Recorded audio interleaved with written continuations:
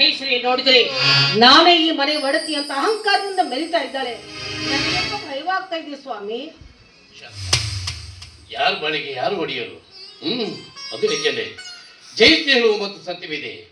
ಬಸವರಾಜಿ ಮನೆ ಒಡೆಯರ ಮೇಲೆ ಜಯಶ್ರೀ ಒಡತಿಯಾಗುವುದರಲ್ಲಿ ಸಂದೇಹ ಇಲ್ಲ. ಆದರೆ ಒಂದಾಗಿ ಬಾಳುತ್ತಿರುವ ಅಣ್ಣ ತಮ್ಮದ ಮಧ್ಯದಲ್ಲಿ ಭೀಕರ ಬಿರುಗಾಳಿ ಎಬ್ಬಿಸಿ ಈ ಸಂಸಾರಿಯಲ್ಲಿ ಒಡೆಯುವಂತ ಆತ್ಮಸಾಕ್ಷಿ ಬರುವ ಕಾಣ್ತಾ ಇದೆ.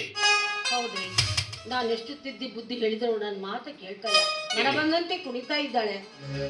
ಕುಣಿಯಲು ಒಂದರ ಒಂದು ದಿನ ನಿಲ್ಲಲೇಬೇಕಲ್ಲ ಶಾಂತ. ನೋಡು, ಅದು ಯಾವುದೂ ನೀನು ಮನಸ್ಸು ಹಚ್ಕೋಬೇಡ. ನಾನು ತೋಟಕ್ಕೆ ಹೋಗಿರ್ತೀನಿ. ಆದಷ್ಟು ಬೇಗ ಅಡಿಗೆ ಕೆಲಸ ಮುಗಿಸಿ ನೀನು ತೋಟಕ್ಕೆ ಕಡೆ ಬಂದ್ಬಿಡು.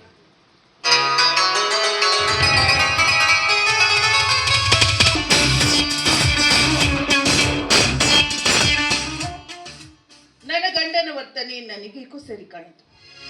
ಹೇಗೋ ನಾ ಗುರಿಯಿಟ್ಟ ಬೇಟೆ ನನ್ನ ಕಣ್ಣೆದ್ರಿಗೆ ಆದಷ್ಟು ಬೇಗ ಅದನ್ನ ನನ್ನ ಕೈವಶ ಮಾಡ್ಕೋಬೇಕು. ಇದಕ್ಕೆ ಶಾಂತಕನಿಂದ ಅಡ್ಡಿಯಾದ್ರೆ ಅವಳನ್ನ ಈ ಮನೆ ಬಿಡಿಸಿ ಹೊರಗಾಕಿದ್ರೆ ಶಾಂತಕ, ಏ ಶಾಂತಕ, ಒಳಗಡೆ ಅಡಿಗೆ ಮಾಡ್ತಾ ಇದ್ದಮ್ಮ.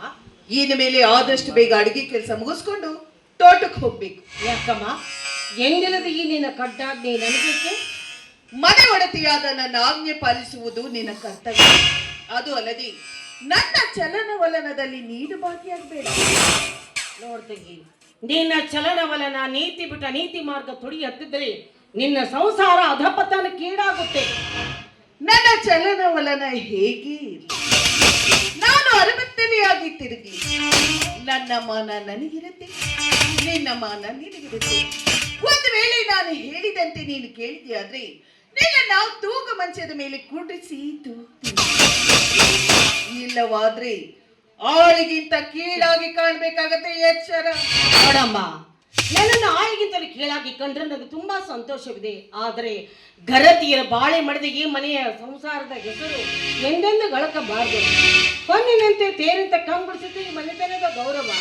ಅಂದ್ರೆ ನನ್ನಿಂದ ಈ ಮನೆಯ ಮಾನ ಮರ್ಯಾದೆ ಸರಿ. ಹಾಗಾದ್ರೆ ನೀನೇ ಒಂದು ಕೆಲಸ ಮಾಡು, ನೀನೇ ಈ ಮನೆ ಬಿಟ್ಟು ಬೇರೊಂದು ಮನೆ ಮಾಡು. ಆದ್ರೆ ನಿನ್ನ ಗಂಡ ಮಾತ್ರ ಇದೇ ಮನೆಯಲ್ಲಿ.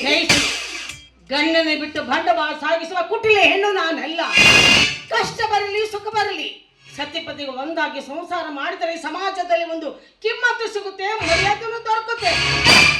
ಅದರ ಶಬ್ದದ ಅರ್ಥವೇ ನನಗೆ ಗೊತ್ತಿಲ್ಲ ಅಂದಾಗ ನಿನ್ನ ಜೊತೆಗೆ ಏನ್ ಮಾತಾಡ್ತೀನಿ?